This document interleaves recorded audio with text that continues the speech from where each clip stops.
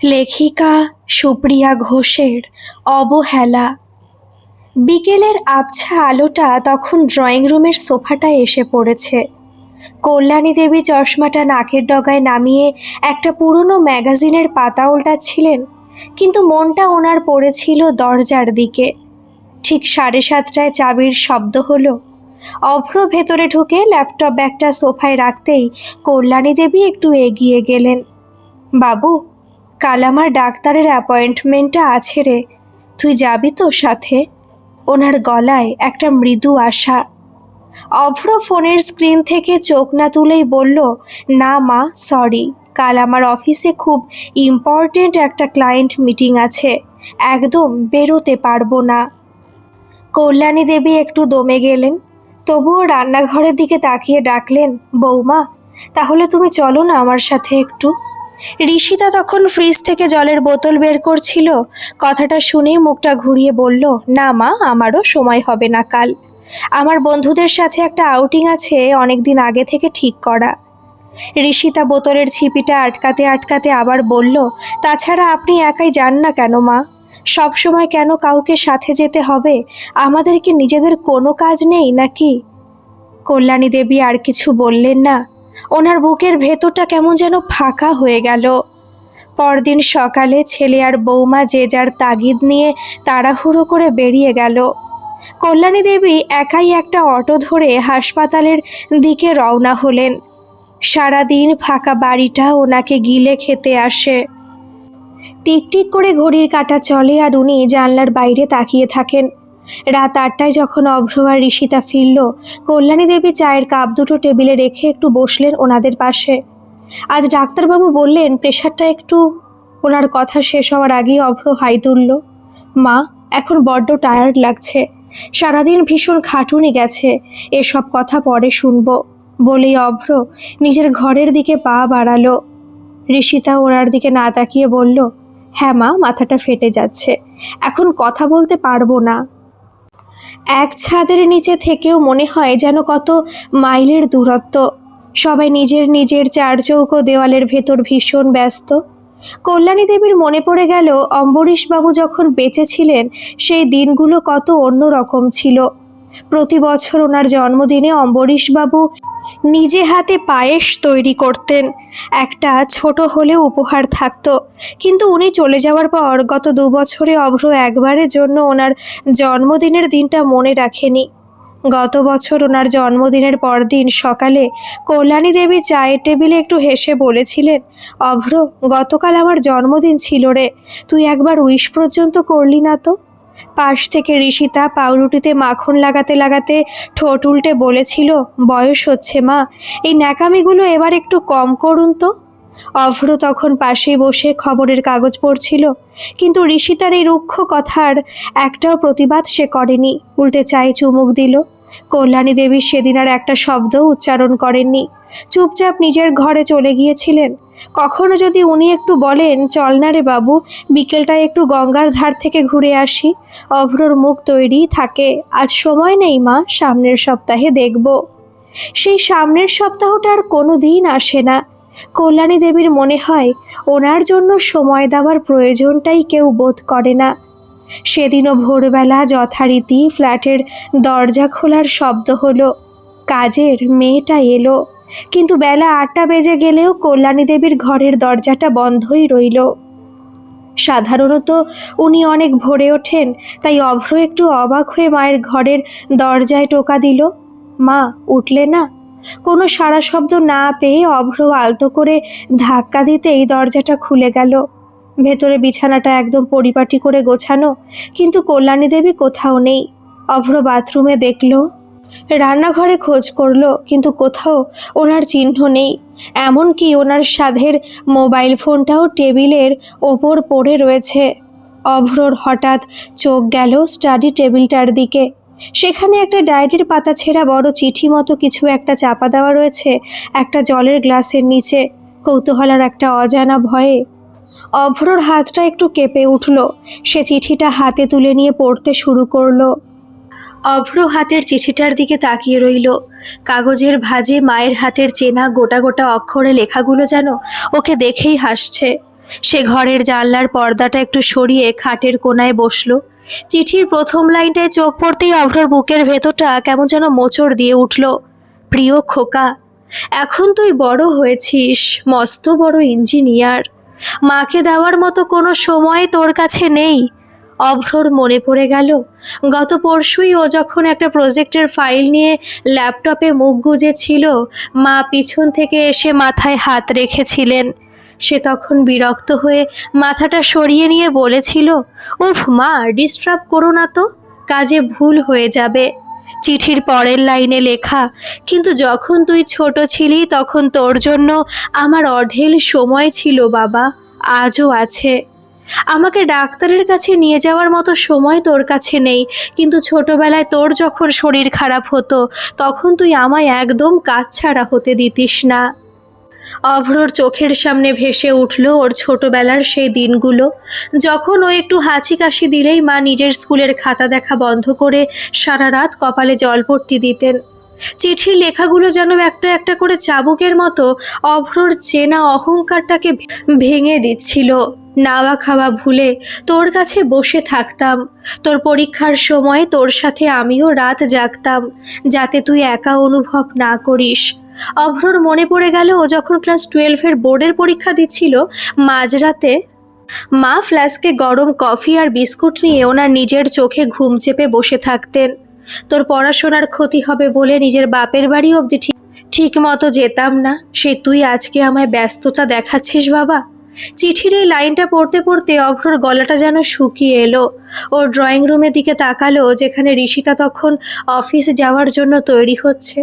আমার জন্মদিনে একটা উইশ চাওয়া নাকি আমার কাছে ন্যাকামো, অথচ তোর জন্মদিন মানেই আমার কাছে বিরাট বড় অনুষ্ঠান। অভ্রর মনে পড়ল প্রতি বছর ৩রা আগস্ট ও ঘুম থেকে ওঠার আগে দেখত মা নতুন জামাটা বালিশের পাশে রেখে ওনার মাথায় ধান দুর্ব দিয়ে আশীর্বাদ করছেন। আমার হাতের তৈরি পায়েস না খেলে তোর দিন শুরু হতো না বাবা। এখন তো সেসবও আর খাস না, ডায়েট না কি যেন সব করিস। অভ্র আলতো করে নিজের কপালে হাত ঠেকালো। সত্যিই তো, কতদিনও মায়ের হাতের সে এলাচ দেওয়া ঘন দুধের পায়েসটা খাইনি। মেপে মেপে ওটস আর কর্নফ্লেক্স খেতেও অভ্যস্ত হয়ে গেছে। কবে এত বড় হয়ে গেলি খোকা যে নিজের মাকেও একটু সময় দিতে পারিস না? এই একটা প্রশ্নে যেন একটা মস্ত বড় অপরাধ বোধ অভ্রর চারপাশটাকে ঘিরে ধরল। ঘরে দেওয়ালগুলো ওকে বিদ্রূপ করতে লাগলো। আগে স্কুল থেকে ফিরে আমার মুখ না দেখলে তুই অস্থির হয়ে যেতিস, আর এখন অফিস থেকে ফিরে একবার আমার খোঁজ অবধি নিস না। অভ্রর মনে পড়ল ও যখন ছোট ছিল, স্কুল বাস থেকে নেমেই মা মা করে চিৎকার করতে করতে 3 তলার সিঁড়ি ভেঙে ওপরে উঠত। মাকে জড়িয়ে না ধরলে ও জামা জুতো খুলতো না। আর এখন ও অফিস থেকে ফিরে সোজা নিজের মাস্টার বেডরুমে ঢুকে যায়। মা পাশের ঘরে জেগে বসে আছেন কিনা সেটুকু উকি মেরে দেখারও ফুরসত হয় না ওর। আমার তো আর কেউ নেই, তোর বাবাও চলে গেলেন, আর আমি রয়ে গেলাম তোদের মধ্যে বোঝা হয়ে। চিঠির এই জায়গাটা একটু অস্পষ্ট, বোঝা যাচ্ছে লিখতে লিখতে কল্যাণী দেবীর চোখের জল কাগজের ওপর পড়ে কালিটা একটু লেপটে গেছে। আমি আর এই একাকিত্বের মধ্যে থাকতে পারলাম না খোকা, তাই চলে গেলাম আমার পছন্দ মতো জায়গায়। অভ্র এবার মরিয়া হয়ে চিঠির পরের লাইনগুলো পড়তে লাগলো। ওনার খোঁজে কোনো সূত্র পাওয়া যায় কিনা দেখার জন্য, যেখানে আমার মতো আরও মস্ত মস্ত ইঞ্জিনিয়ার, ডাক্তার, অফিসারের বাবা মায়েরা রয়েছে। আমি ওখানে ভালো থাকবো। অভ্রর মাথাটা এবার ঝিমঝিম করে উঠল। ও বুঝতে পারলো মা কোনো একটা বৃদ্ধাশ্রমের কথা বলছেন, যেখানে ওনারই মতো কিছু একাকী মানুষ নিজেদের দিন কাটান। ঠিকানাটা দিলাম বাবা, আমার ইচ্ছে হলে মাঝে মাঝে এসে তোদের দেখে যাব। তোরা ভালো থাক, সুখে থাক, জীবনে আরও বড় হ, উন্নতি কর। চিঠির নিচে আর কিছু লেখা নেই, শুধু একটা ছোট করে লেখা, ইতি তোর মা। অভ্র চিঠিটা হাতের মুঠোয় চেপে ধরে স্তব্ধ হয়ে বসে রইল। ওর চারপাশের চেনা ঘরটা যেন মুহূর্তের মধ্যে একদম অচেনা আর নিঝুম হয়ে গেছে। ঋষিতা দরজার সামনে এসে দাঁড়ালো। ওর হাতে তখন পার্স আর গাড়ির চাবি। কি হলো অভ্র? মা কোথায় গেল? চায়ের জলটাও তো বসেনি আজ। অভ্র কোনো কথা না বলে শুধু চিঠির কাগজটা ঋষিতার দিকে বাড়িয়ে দিল। ওর চোখের কোণটা তখন লাল হয়ে উঠেছে। ঋষিতা একটু বিরক্ত মুখে চিঠিটা অভ্রর হাত থেকে টেনে নিল। সে ভেবেছিল হয়তো মা না বলে কোনো আত্মীয়ের বাড়ি চলে গেছেন, কিন্তু চিঠির প্রথম দুটো লাইন পড়তেই ওর মুখের ভাবটা বদলে গেল। ন্যাকামি শব্দটা যেখানে লেখা সেখানে এসে ঋষিতার চোখটা আটকে গেল। ওর মনে পড়ে গেল সেই সকালের কথা, যেদিনও চায়ের টেবিলে বসে অত সহজে কথাগুলো বলে দিয়েছিল। ঋষিতা চিঠিটা পড়া শেষ করে অভ্রর দিকে তাকালো। ওর গলাটা কেমন যেন চেরা শোনালো। মা, মা সত্যি চলে গেছেন? ফোনটাও নেননি? অভ্র কোনো উত্তর দিল না। ও শুধু দুই হাতের তালুতে মুখটা গুজে খাটের কোণায় বসে রইল। ওর চওড়া কাঁধ দুটো তখনও কাঁপছে। ঋষিতা পার্সটা টেবিলের ওপর ফেলে দিয়ে বলল, তুমি এভাবে বসে আছো কেন অভ্র? খোঁজ করো, কোনো চেনা লোক, মাসিমণিদের বাড়ি কোথাও যাননি তো? অভ্র মুখ তুলে তাকালো। ওর চোখ দুটো জবা ফুলের মতো লাল। মা লিখেছেন তো ঋষিতা, উনি কোথায় গেছেন? যেখানে আমার মতো অপদার্থ মস্ত ইঞ্জিনিয়ার আর ডাক্তারদের বাবা মায়েরা থাকে। তার মানে বৃদ্ধাশ্রম? ঋষিতার গলাটা কেঁপে উঠল। সে সোফাটায় ধপ করে বসে পড়ল। এই প্রথম এই ঝকঝকে দামি ফ্ল্যাটটার দেওয়ালগুলো ওদের দুজনকে যেন গিলতে এলো। আমি ভাবতেই পারছি না মা এতটা চরম সিদ্ধান্ত নেবেন। ঋষিতা নিজের অজান্তেই ওর শাড়ির আঁচলটা আঙুলে জড়াতে লাগলো। ওর মনে হচ্ছিল ওর নিজের চারপাশের চেনা পৃথিবীটা ভেঙে পড়ছে। অভ্র উঠে দাঁড়িয়ে আলমারিটা খুলল। দেখলো মায়ের 4-5টা শাড়ি আর বাবার একটা পুরনো বাঁধানো ছবি ছাড়া মা আর কিছুই নিয়ে যাননি। ব্যাংকের পাসবই, গয়নার বাক্স, এটিএম কার্ড সব ওনার আলমারির লকারে পরিপাটি করে সাজানো রয়েছে। একটা সুতো উনি ছোননি। মা কিছুই নেননি ঋষিতা, শুধু ওনার নিজের একাকিত্বটুকু নিয়ে চলে গেছেন। অভ্রর গলাটা কান্নায় বুজে এলো। ঋষিতা তখন ভাবছিল ওর নিজের বাবা মায়ের কথা। ওনারাও তো দূরে থাকেন। ওর দাদা বৌদি যদি কখন ওর বাবা মায়ের সাথে এমন করতেন।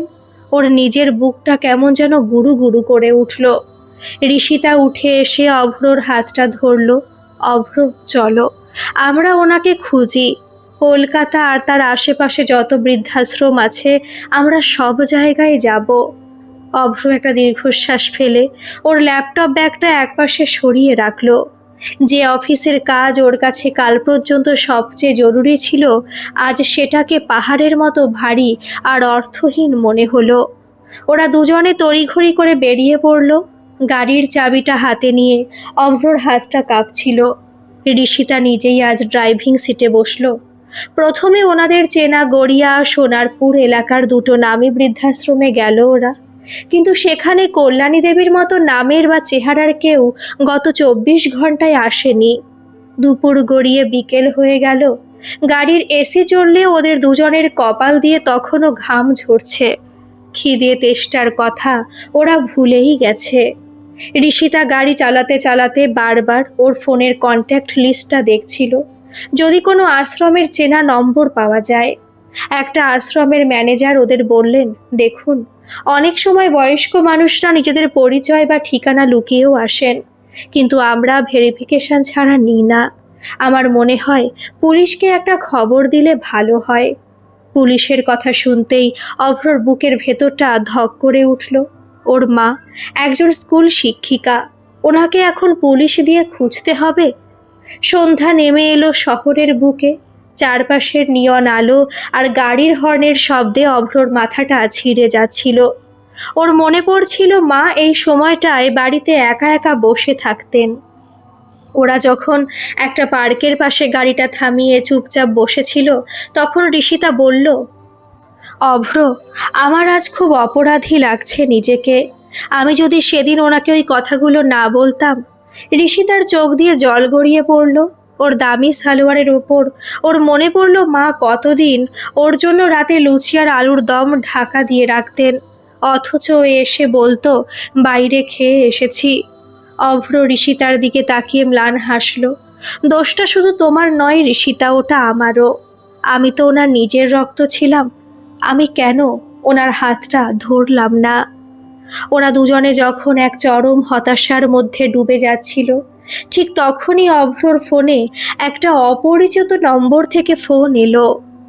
অভ্র কাঁপতে কাঁপতে ফোনের সবুজ বোতামটা টিপল। ওর বুকটা তখন কামারের হাঁপড়ের মতো ওঠানামা করছে। হ্যালো, অভ্রনীলবাবু বলছেন? ওপার থেকে এক গম্ভীর গলার আওয়াজ ভেসে এলো। অভ্র সোজা হয়ে বসে বলল, হ্যাঁ আমি অভ্রনীল। কে বলছেন আপনি? আমি বারুইপুরের একটা আশ্রম থেকে বলছি। আপনার মা কল্যাণী দেবী আজ সকালে এখানে এসেছেন। ওপার থেকে উত্তর এলো। ঋষিতা অভ্রর মুখের দিকে তাকিয়ে বুঝতে পারল আর এক মুহূর্ত দেরি করা যাবে না। সে তখনই গাড়ি স্টার্ট দিল। আশ্রমের ম্যানেজার ফোনের ওপার থেকে ঠিকানাটা বুঝিয়ে দিলেন আর বললেন, ওনার একটা চিঠি আমাদের চোখে পড়েছে, তাই ফোন করলাম। আপনারা তাড়াতাড়ি আসুন। কলকাতা শহরের ট্রাফিক পেরিয়ে বারুইপুরের আশ্রমটা যখন ওরা পৌঁছলো, তখন ঘড়িতে রাত 9:30। চারপাশটা খুব শান্ত। বড় বড় গাছপালায় ঘেরা একটা পুরনো আমলের বাগান বাড়িকে আশ্রমে রূপান্তর করা হয়েছে। ম্যানেজার বাবু ওনাদের একটা বারান্দা দিয়ে নিয়ে গেলেন, যেখানে সার দিয়ে কিছু ঘর রয়েছে। একেবারে শেষের ঘরে জানলা দিয়ে দেখা যাচ্ছিল কল্যাণী দেবী একটা কাঠের চেয়ারে বসে বাইরের অন্ধকারের দিকে তাকিয়ে আছেন। ওনার কোলে তখনও অম্বরীশবাবুর পুরনো বাঁধানো ছবিটা, যেটা উনি বাড়ি থেকে সাথে করে নিয়ে এসেছিলেন। অভ্র আর থাকতে পারল না। দরজার পর্দাটা সরিয়ে ঘরের ভেতর ঢুকে সোজা মায়ের পায়ের কাছে মেঝেতে বসে পড়ল। মা! একটা কান্নার দলা পাকানো চিৎকার বেরোলো অভ্রর গলা থেকে। সে মায়ের দুটো পা জড়িয়ে ধরল। কল্যাণী দেবী চমকে উঠে নিচে তাকালেন। ওনার শান্ত চোখ দুটোতে মুহূর্তের জন্য এক তীব্র বিস্ময় খেলে গেল। ঋষিতা দরজার গোড়ায় দাঁড়িয়ে কেঁদে ফেলল। ওর দুহাতে মুখ ঢাকা, অপরাধ বোধে শরীরটা কাঁপছিল। কল্যাণী দেবী আস্তে করে পা দুটো সরিয়ে নেওয়ার চেষ্টা করে বললেন, তুই এখানে কেন এলি খোকা? তোর তো আজ বড় মিটিং ছিল। মায়ের অভিমানী গলার স্বর অভ্রর বুকে তীরের মতো বিঁধল। মায়ের পায়ে মাথা কুটে বলল, আমায় ক্ষমা করে দাও মা, আমি খুব বড় ভুল করে ফেলেছি। ঋষিতা এবার এগিয়ে এসে কল্যাণী দেবীর সামনে হাঁটু গেড়ে বসলো। ওনার হাত দুটো ধরে বলল, মা, আমরা অনেক বড় ভুল করেছি। আমরা আপনাকে ফিরিয়ে নিয়ে যেতে এসেছি। আমাদের ফিরিয়ে দেবেন না মা। কল্যাণী দেবী জানলার বাইরে তাকিয়ে একটা দীর্ঘশ্বাস ফেললেন। ওনার চোখ দুটো শুকনো, যেন সব জল শুকিয়ে গেছে। তোদের আমি কোনোদিন অভিশাপ দিইনি রে, কল্যাণী দেবী বললেন। আমি শুধু একটু শান্তি চেয়েছিলাম, যেখানে আমি কারোর বোঝা হব না। অভ্র মায়ের কোলের ছবিটার দিকে তাকিয়ে বলল, বাবা ওপর থেকে দেখছেন মা। উনি আমায় কোনোদিন ক্ষমা করবেন না যদি আমি তোমায় আজ বাড়ি ফিরিয়ে না নিয়ে যাই। সে মায়ের হাতটা শক্ত করে ধরে বলল, চলো মা, আমাদের ওই মস্ত ফ্ল্যাটটা তোমায় ছাড়া একটা খা খা করা জেলখানা হয়ে গেছে। ঋষিতা ওনার শাড়ির আঁচলটা ধরে বলল, কাল থেকে আমি আর অভ্র দুজনেই অফিস থেকে ফিরে আগে আপনার ঘরে বসবো মা, আপনার সব কথা শুনবো। কল্যাণী দেবী ওদের দুজনের মুখের দিকে তাকালেন। ওনার চোখের জল আর আকুলতা দেখে মায়ের মনটা আর শক্ত থাকতে পারল না। উনি আস্তে করে উঠে দাঁড়ালেন। অম্বরীশবাবুর ছবিটা ওনার ছোট ব্যাগটায় গুছিয়ে নিলেন। গাড়ির পিছনের সিটে কল্যাণী দেবী বসলেন। অনেকদিন পর আবার একসঙ্গে তিনজন। বাড়িতে ফিরে যখন অভ্র দরজাটা খুলল, কল্যাণী দেবী নিজের ঘরে ঢুকলেন। ঋষিতা রান্নাঘরে গিয়ে চটপট একটু গরম দুধ আর মিষ্টি নিয়ে এলো মায়ের জন্য। নিজের হাতে খাইয়ে দিল। অভ্র খাটের পাশে বসে বলল, মা, সামনের সপ্তাহে আমরা সবাই মিলে গঙ্গার ধারে বেড়াতে যাব। কোনো অফিস নয়, কোনো ব্যস্ততা নয়। কল্যাণী দেবী বললেন, ব্যস্ততা সকলের জীবনে থাকে খোকা, কিন্তু যে মানুষটা সারাদিন তোর অপেক্ষায় দিন পার করে, তার সাথে 1 মিনিট হেসে কথা বললেই সব অপেক্ষার অবসান ঘটে বাবা। অভ্র বলল, আমি বুঝতে পেরেছি মা, তোমায় ছাড়া আমি এক মুহূর্ত থাকতে পারবো না। তোমার অভিমান হলে তুমি আমায় বকো, মারো, যা খুশি করো, কিন্তু কখনো আমায় ছেড়ে যেও না মা। কল্যাণী দেবী বললেন, খোকা, তোকে না দেখে আমি 24 ঘন্টাও কাটাতে পারবো না, কিন্তু বড্ড অভিমান হয়েছিল। আমায়ও ক্ষমা করে দে খোকা, আর কখনো তোদের ছেড়ে যাব না। এই বলে কল্যাণী দেবী মৃদু হাসলেন। ওনার চোখের কোণ দিয়ে এক ফোঁটা আনন্দাশ্রু গড়িয়ে পড়ল। একাকিত্বের মেঘটা যেন কেটে গেছে। সেই রাতে এক ছাদের নিচে দূরত্বটা মুছে গিয়ে আবারও একটা আস্ত পরিবার তৈরি হলো, যেখানে ব্যস্ততার উপরে জয় হলো ভালোবাসার। ব্যস্ততা জীবনের একটা অংশ হতে পারে, কিন্তু তা যেন কখনো মা বাবার চেয়ে বড় না হয়ে ওঠে। আমরা ভুলে যাই শৈশবে আমাদের ভালো রাখার জন্য তারা তাদের পুরো জীবনটা বাজি রেখেছিলেন। তাই তাদের শেষ বয়সের একাকিত্বে একটু সময় আর মর্যাদা দেওয়া আমাদের সবচেয়ে বড় দায়িত্ব। আজকের এই গল্পটি আপনাদের কেমন লাগলো বন্ধুরা? অবশ্যই কিন্তু কমেন্ট করে জানাবেন। আর যারা এখনও সাবস্ক্রাইব করেননি, তারা প্লিজ একটা সাবস্ক্রাইব করে আমার পাশে থাকবেন। ধন্যবাদ।